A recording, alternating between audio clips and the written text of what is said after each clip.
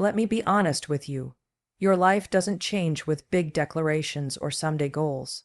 It changes in the small, deliberate decisions you make every single day, not next month, not when things calm down.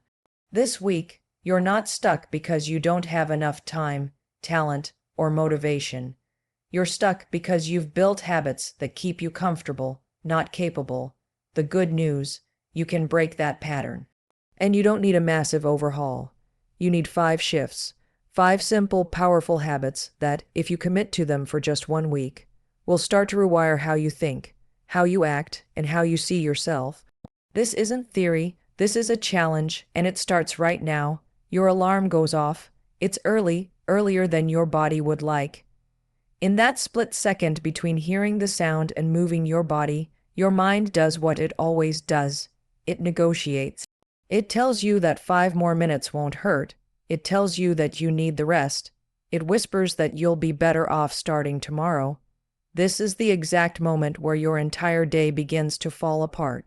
Not because 5 more minutes of sleep will ruin your life, but because the negotiation, the mental debate you keep having with yourself, sets the tone. You're letting the part of your mind that prioritizes comfort override the part that knows what you actually want. And it happens in seconds, unconsciously, every single day. Think about how much time we waste rationalizing things we already decided. You decided to wake up early. You decided to go to the gym, to eat better, to read, to meditate, to work on your goals. But then when the moment comes, you open the floor to discussion. You hesitate.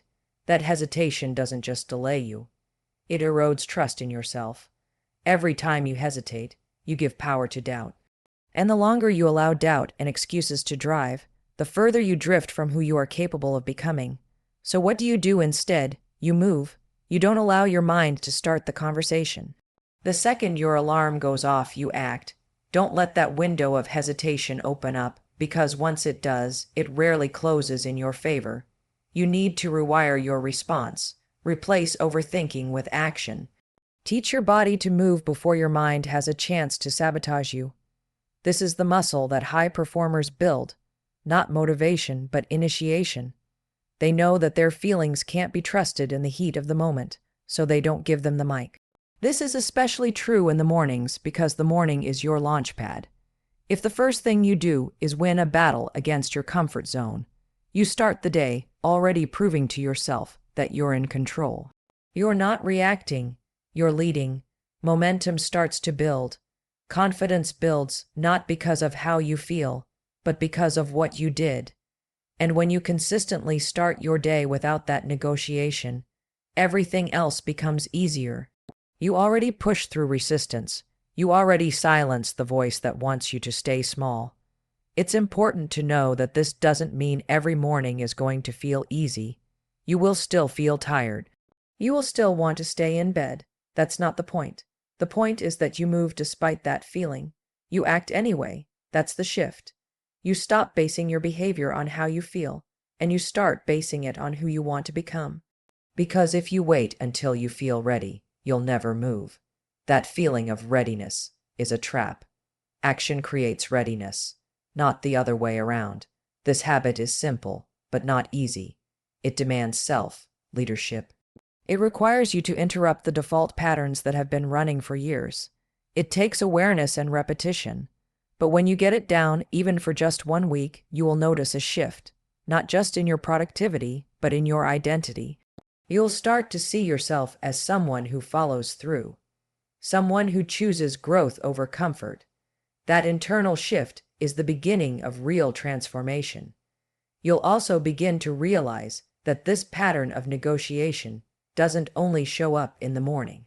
It shows up before workouts, before difficult conversations, before starting a task you've been avoiding. So mastering it first thing in the morning is like building a defense system that you can carry with you into every other decision that day. If you can win that first negotiation, you are far more likely to win the rest.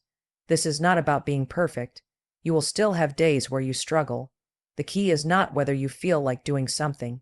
The key is what you do when that moment comes. Because every decision you make reinforces your identity. Each time you act without debate, You strengthen the part of you that's serious about change. And the more you practice, the easier it becomes. Your mind starts to trust that when you set a goal, it means something. You become dependable to yourself. You become your own source of discipline. You no longer need willpower. You rely on standards. Standards that are rooted in the simple idea that you don't need to want to do something in order to do it. You just need to move. If you're serious about changing your life, stop relying on willpower and start engineering your surroundings. Your environment either supports your goals or sabotages them. There is no neutral ground. The people you talk to, the apps on your phone, the food in your kitchen, the notifications you allow, the shows you watch, the space you work in, all of it is shaping your behavior more than you realize. Most people are stuck not because they're lazy or unmotivated, but because they're trying to change while staying in the same environment that made them stuck in the first place. We are creatures of context. You don't rise to the level of your intentions. You fall to the level of your systems. If you keep junk food on the counter, you will eat it. If your phone is next to your bed, you will check it first thing. If your workspace is cluttered and distracting, your attention will fragment before you even begin. But when you start intentionally designing your environment around your desired behavior, everything changes.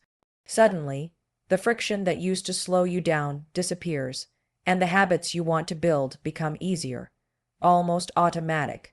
Let's be clear, this isn't about turning your life into a sterile productivity lab. It's about aligning your space with your standards. That means removing temptations instead of trying to resist them. It means surrounding yourself with people who normalize the behaviors you're aiming for. If you want to get fit, spend more time with people who treat exercise like brushing their teeth. If you want to grow a business, put yourself in rooms where thinking bigger is the default. It's not just inspiration, it's exposure. The people you spend time with are quietly writing your future. The same goes for digital environments. Take a hard look at what's on your phone. Every app, every account you follow, every piece of content you consume, it's either reinforcing who you want to become or pulling you further away. Curate it relentlessly. Mute, unfollow, uninstall. Turn off notifications. Whatever it takes to create space for clarity and focus. You're not just decluttering your phone. You're decluttering your mind. And then there's the physical space. You don't need to own a mansion or rent an office. You just need one corner of your world where the standard is excellence. Maybe it's a clean desk, a journal on your nightstand, workout clothes laid out the night before. These cues matter more than you think. Every time you walk into a space that's been designed with your goals in mind, your brain gets the signal. This is what we do here. Repetition creates rhythm, and rhythm becomes identity. It's also about energy. Notice what drains you and what fuels you. That includes people, tasks, spaces, and routines. If something consistently leaves you feeling scattered, overwhelmed, or small, it's time to change it, or at least put some distance between you and it. Protecting your energy is not selfish, it's strategic. Because you can't build a new version of yourself in a space that's constantly pulling you back into the old one. This shift isn't always comfortable. Sometimes it means letting go of relationships that were built around old habits. Sometimes it means saying no to things that used to feel fun, but now just feel like anchors. But every time you choose your future over your familiar patterns, you take the wheel back. You're no longer drifting, you're driving. The best part, once you make these changes, they work silently in the background. You don't have to think about them every day. You just wake up in a space that supports your growth. You start working in a space that minimizes distraction. You look around and see evidence of your future, not remnants of your past. Your environment becomes a quiet coach, nudging you forward, reminding you of what matters, making your success the path of least resistance. Change doesn't happen in chaos. It happens in order. So create an environment that reflects the life you're building, not the one you're trying to leave behind. And remember, it's not about discipline. It's about design. Think about the last time you told yourself you'd do something and didn't. Maybe it was a workout. Maybe it was starting that project. Maybe it was a simple decision to go to bed early or avoid scrolling on your phone. Now think about how quickly you brushed it off. It's not a big deal. I'll do it tomorrow. I was too busy. These small promises may seem trivial, but every time you break one, you're sending a message to your subconscious. My word doesn't mean much. And that message compounds. Eventually, it erodes your trust in yourself. Self-trust is the foundation of confidence. It's not something you get by accident or by repeating affirmations. It's built by following through. Keeping promises to yourself, even small ones, is how you develop an internal sense of reliability. And when you trust yourself, everything changes. You stop needing external validation because you're no longer trying to prove anything. You already believe yourself. You stop chasing motivation because you're no longer waiting for the right feeling. You've built a system of action. You stop guessing because you know that when you commit, you deliver. This isn't about perfection. It's about consistency. You don't need to overhaul your life overnight. You just need to start doing what you said you'd do. If you said you'd wake up at 6, then get up at 6. Not 6:05. Not after scrolling for 20 minutes. When you said you would, that decision matters more than you think. Not because of the time on the clock, but because of the message it sends. It says, I am someone who follows through. The mistake most people make is they set promises that are too big or too vague. I'm going to completely change my diet starting Monday. I'll never miss a workout again. I'm going to stop procrastinating for good. These types of commitments are emotional, not strategic. They're designed to feel good in the moment, but they're impossible to sustain. And when you inevitably fall short, you reinforce the idea that you're undisciplined or broken. You're not. You're just setting the bar in a way that guarantees failure. The shift starts when you make your promises smaller and more precise. 1 glass of water first thing in the morning. 10 minutes of focused work without distraction. 1 walk around the block. A daily check-in before bed. These aren't impressive habits, but they are powerful. Because when you make a promise that you actually keep, even something simple, you start rebuilding your reputation with yourself. And the more you do it, the more you trust your own word. That trust is what gives you the strength to keep showing up when things get hard. This also means being intentional with your commitments. Don't casually promise yourself things you're not ready to follow through on.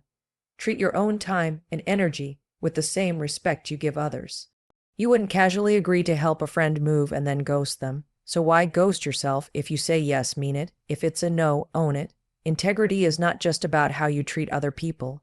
It's how you treat yourself when no one's watching. There's a deeper layer to this too. When you keep promises to yourself, you start to heal. Because many of us are walking around with years of broken self-trust. Years of telling ourselves we'd change. Years of saying, this time will be different. And then falling back into old patterns. That history doesn't just disappear. It lingers, and it makes future goals feel heavier than they need to be. But the only way to rewrite that story is through action. Small, daily acts of follow-through. Promises made and kept. And yes, there will be days when you slip. You'll miss the workout. You'll sleep in. You'll avoid the task you said you'd do. When that happens, don't spiral. Just recommit, rebuild, 1 promise at a time. You're not aiming for perfect days. You're building a pattern of consistency strong enough to withstand imperfect ones. Because at the end of the day, confidence doesn't come from doing everything right. It comes from knowing that no matter what, you'll come back. You'll keep showing up. You'll keep your word, even when it's hard, especially when it's hard. Discomfort is a requirement for growth. It's not a punishment. It's the training ground. If you want to change your life, you need to stop avoiding hard things and start seeking them out daily. Not because you enjoy pain, but because doing something difficult every day strengthens the part of you that gets things done even when it's inconvenient. Most people wait for confidence before taking on challenges, but that's backward. Confidence comes from doing hard things, especially the ones you don't feel like doing. Think about it. The gap between where you are and where you want to be is full of things you've been avoiding. Conversations, workouts, focused time, quitting bad habits, setting boundaries, taking the first step. The reason you haven't moved forward isn't because you don't know what to do. It's because you've been negotiating with resistance. And resistance wins every time you choose comfort. But when you make it a habit to do at least one hard thing every day, you stop waiting for ideal conditions. You stop expecting things to feel easy. And you start training yourself to act anyway. This doesn't mean waking up and climbing a mountain every morning. It means identifying one thing that challenges you physically, mentally, emotionally, and facing it on purpose. It could be something as simple as finishing a task you've been putting off, saying no to a distraction, making that phone call, writing the email, showing up to the gym, having the tough conversation, doing the deep work instead of the easy work. The specifics don't matter as much as the pattern. Every day, you prove to yourself that you can do something uncomfortable and survive it. There's power in this repetition. The more you do hard things, the more resilient you become. You stop flinching at discomfort. You stop making excuses.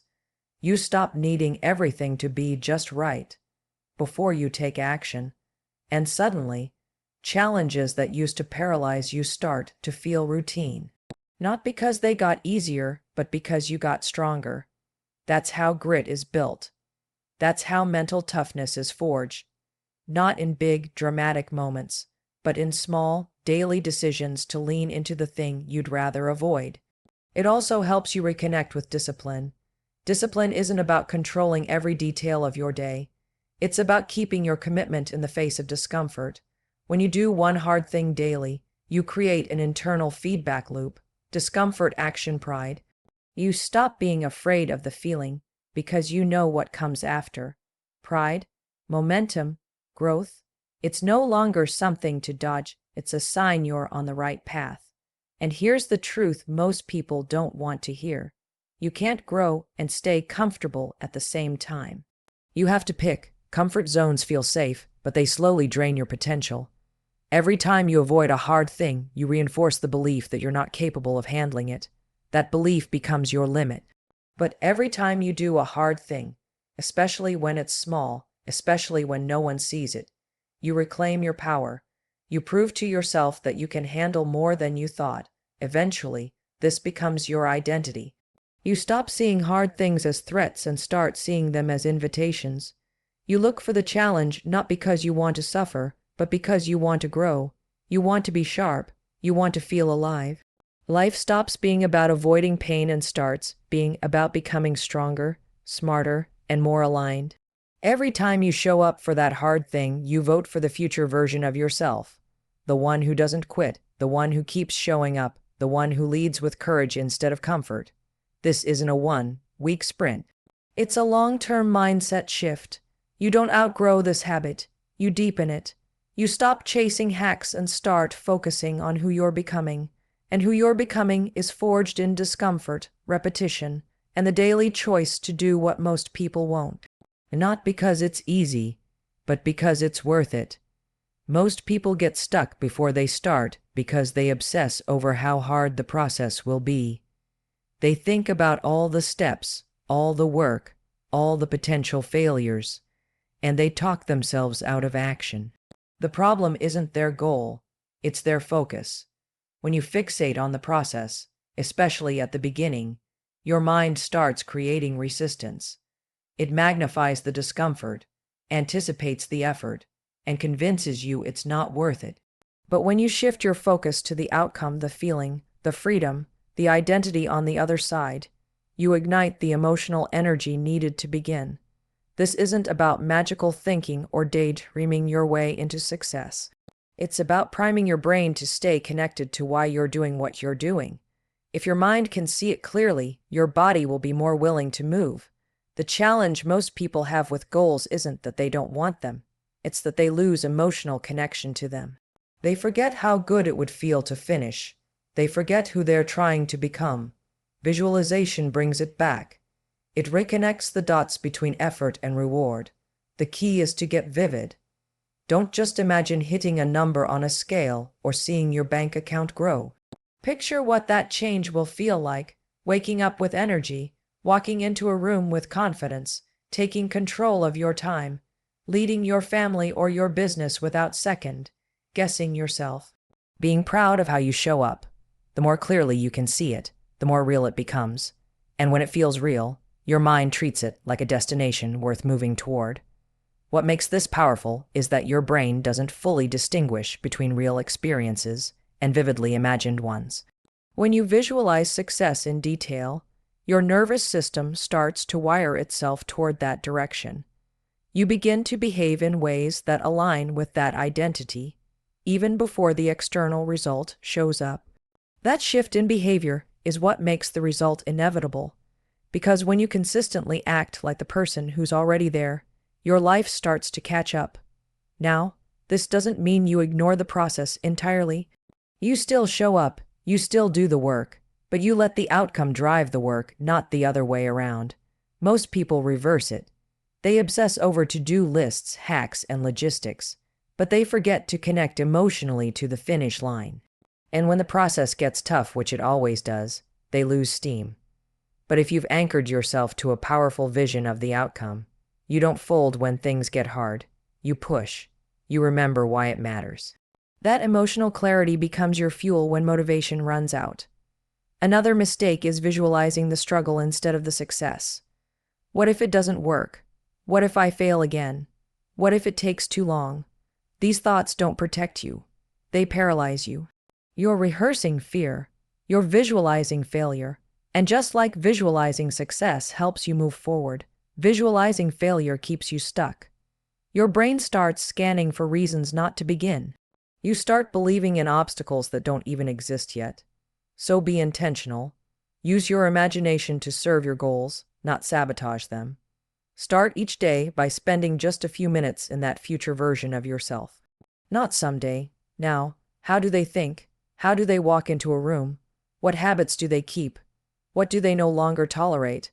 Let that version of you guide your choices. When you're tempted to procrastinate, remember how good it will feel to be finished. When you don't feel like working out, picture yourself strong, clear, headed, and energized. When you want to quit, lock into the identity you're building, not the pain of the process, but the pride of progress. This is the mindset shift that separates wishful thinking from execution. You're not just grinding through tasks. You're chasing a feeling, a vision, a new reality. That vision is the anchor that steadies you when your current circumstances are chaotic. It's the lens that helps you act from your future, not your fears. And once you learn to live in that space, even for a few minutes a day, you stop waiting for change and start embodying it.